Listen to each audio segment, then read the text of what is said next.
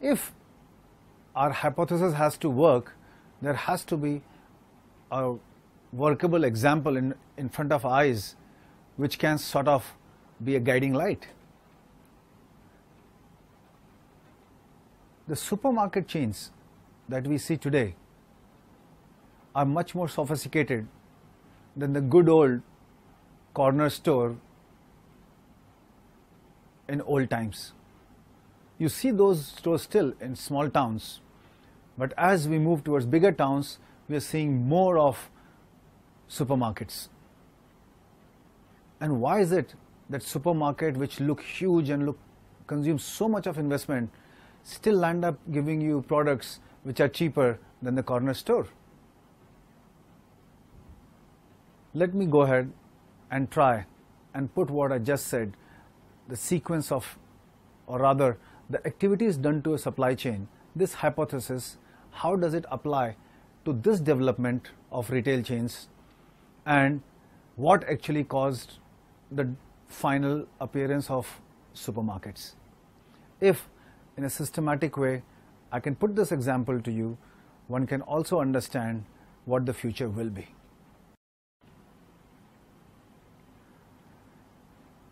The development of supermarket chains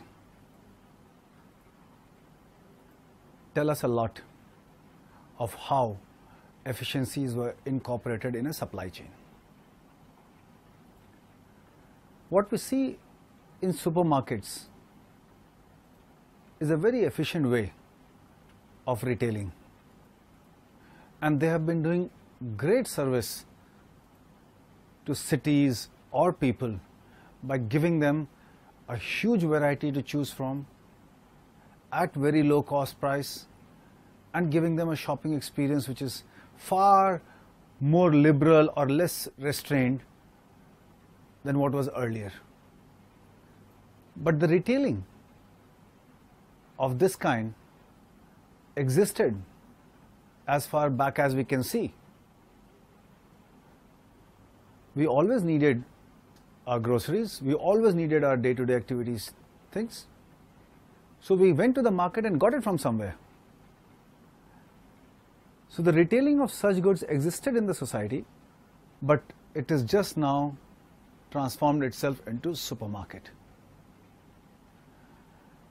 Now, we know that a certain level of investments are required in a supply chain, but the reason why supermarkets are doing well are because they are the most efficient form of retailing.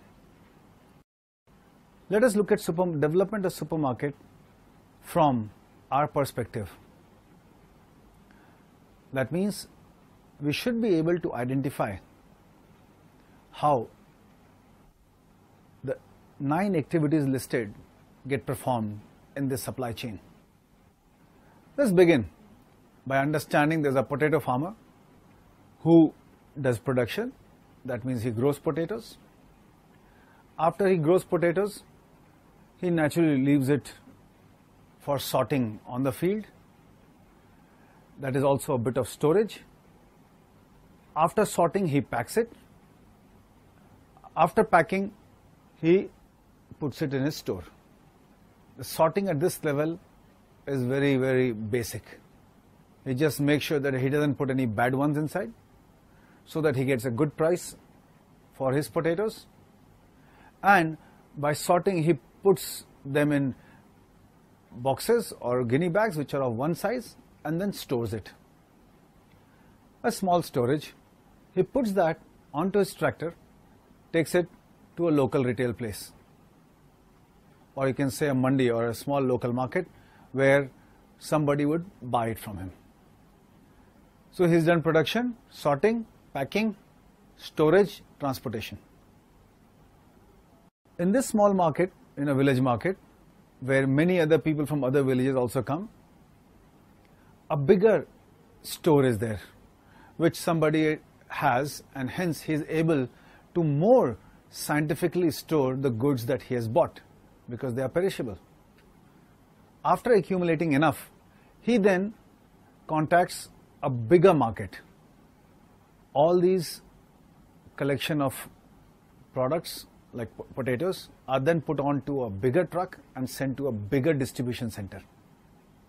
This distribution center will not only have potatoes but can have many other things coming in. So as we start moving away from the production base of growing the potatoes, suddenly the distribution centers get bigger.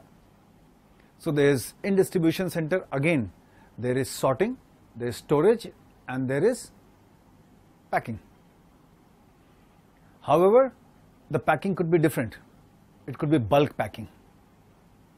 Now from this distribution center, wholesaler buys. Now the moment wholesaler buys, that means again the size goes down. The volume goes down that a wholesaler buys. And the central distribution center could be much bigger than the secondary retail center, secondary wholesale center, which would be in a smaller city. So this distribution center or wholesale center distributes to many smaller ones. Then after this, it could be bought by a supply chain and sent into the retail part. It could be bought by a supplier who supplies to multiple supermarkets. So then he starts packaging into the lot size which the supermarket requires. So again, the second person or the second wholesaler could be packing it in the right size, branding it, and then transporting it to a supermarket.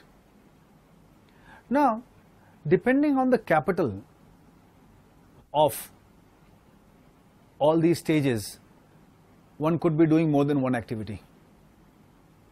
Or we could also let go of the secondary distribution center. The primary distribution center itself can do packaging and send it direct to the supermarket. Now, if the capital requirement or the efficiencies in the activities are so good that we can start packaging into small amounts, small packets from a bulk, okay, this packaging technology can reduce one step, one tier in the supply chain and supply it directly to the supermarket. Supermarket would put it in a back storage, then onto the retail shelf and sell it. So when somebody comes to buy from the supermarket, supermarket is advertising too, right? This is what we have, this is the quality we sell. So anything in my supermarket will be of this quality. And when you go to buy a piece of paper, it will also sell you the pen. When you buy the pen, it will also tell you, oh, we have Coca-Colas here. If you buy Coca-Cola, they'll say we have chocolates there. And when you buy chocolate, they say, oh, we also have paper cups here. So supermarket is also advertising or marketing as well as storing. But more than that, okay, the activity is, one more activity is taking place, is that the customer is coming to the supermarket.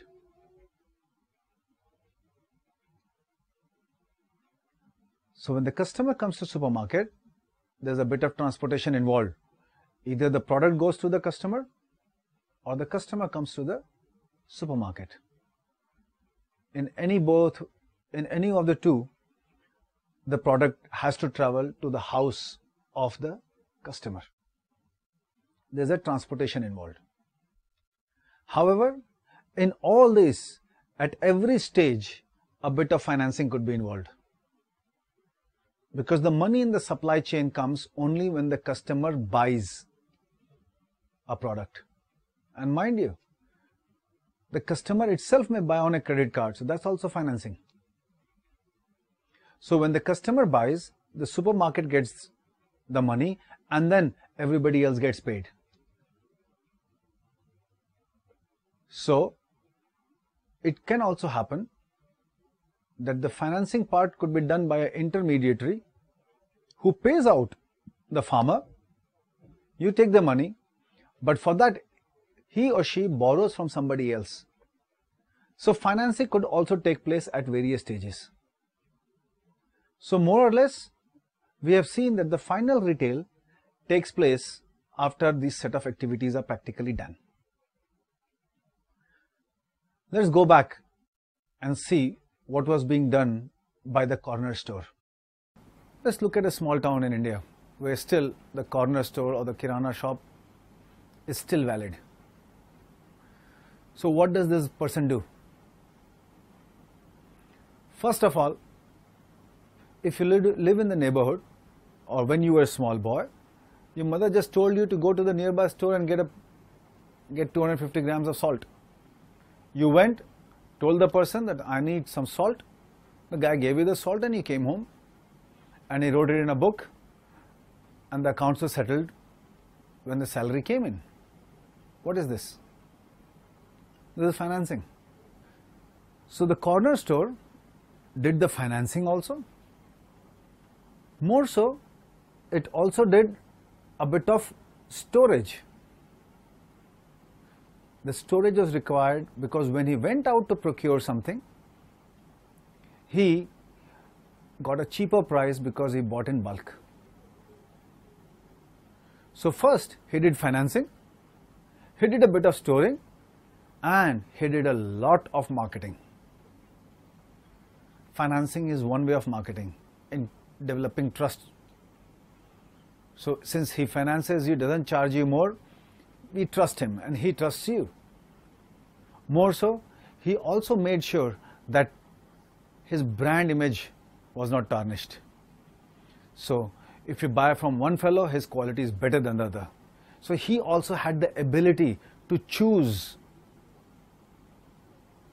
or he also had the ability to differentiate between good quality and bad quality. Many times he also kept both the quality next to each other in a bit to show off. So see, I understand both the qualities, but now you also understand, which is also marketing activity.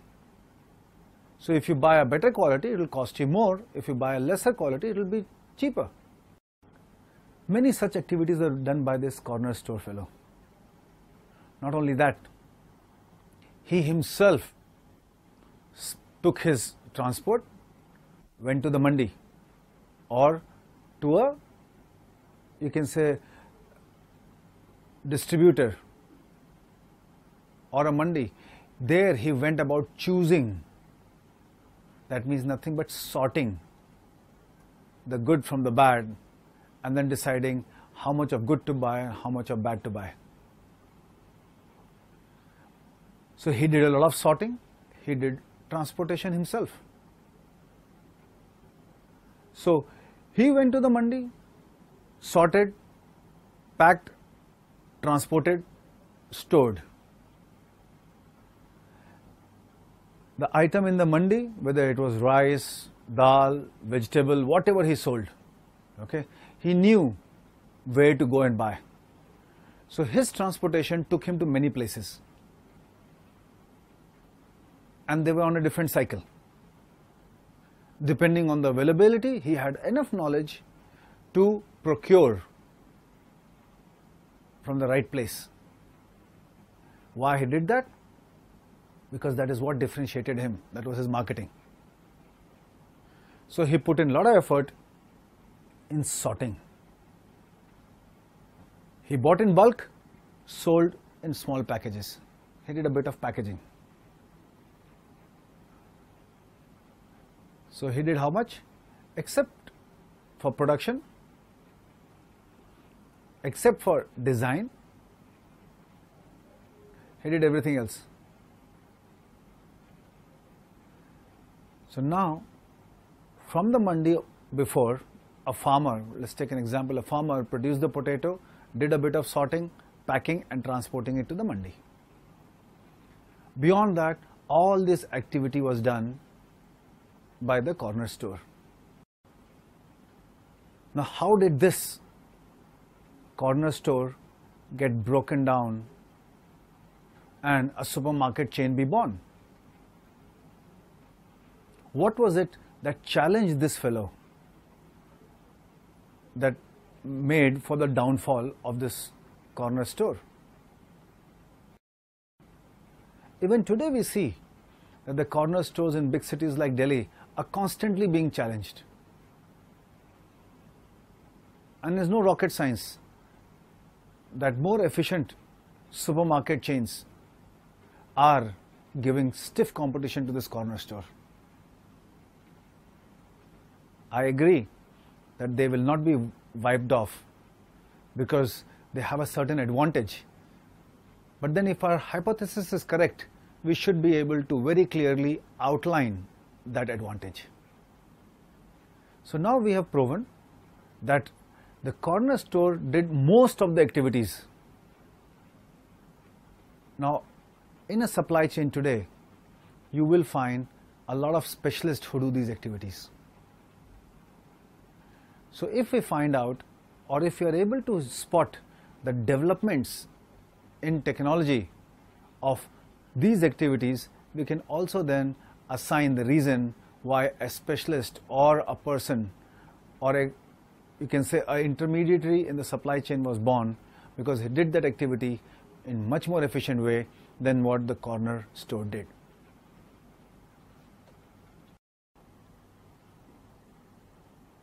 Wherever you may be in the link of a supply chain, you have to make sure that you do what is required of you in the most efficient way. Efficient way means in an effective way. People confuse efficiency and effectiveness very commonly, but usually efficient is considered as least cost. What I mean by being effective is that you are helping the linkages becoming stronger between your stage and the next stage. So when we talk about effectiveness, we're talking about the supply chains becoming stronger at the linkages. And if one learns to do these activities in a more effective way or with better technology, the linkages become stronger. If you're trying to save money or be more efficient in it, the chances are the linkages will become weaker, but you may be doing your work well. Let me take that example. Now, we have now realized that perishables need to be stored in a particular way. Because of the way the farmer was producing and storing and sorting was actually causing one more level of sorting, one more level of packaging. Worse, there was a huge loss at the stage where we needed them. So it was very intelligent somebody to say, fine, we will develop let's say special trucks to transport these. Now the farmer has a general purpose truck because the farmer may be producing potatoes, tomatoes, chilies as well as chickens. So the farmer cannot invest that heavily in transportation. So here is the reason why a specialist transportation is born. A specialist transportation decides or is designed to carry that perishable in such a way that the wastage is minimal. The classic example is of tomato transportation. You have a truck which transports, let's say, grains as well as tomatoes. Because a truck, it can transport both. If you pile up 1 ton of grains, you don't get the bottom one to powder out, get pulverized. But if you take tomatoes and you pile up 1 ton of it, it's quite likely that the bottommost layer will be spoiled. So you need to develop special transportation. Now why special transportation? Because actually it's going to stop wastage. So with the onset of special transportation, the transporting activity of the corner store was slowly taken away. It was taken away because the effectiveness of the transporter was much more than what he could. Because when he transported everything together. Maybe that was not good. Maybe he could not transport big. okay, or he had to go multiple times to get it. That would have increased his transportation cost, not in terms of expenses, but also in terms of time, and the many times he would go, and the stock out would be more. And if he went to one direction, he could not go in the second direction. So every day he would have a stock out. So starting from the source where we said that a special transportation need was born to avoid wastage, to being sent to the retail from the intermediary, this led to the birth of specialized transporting companies.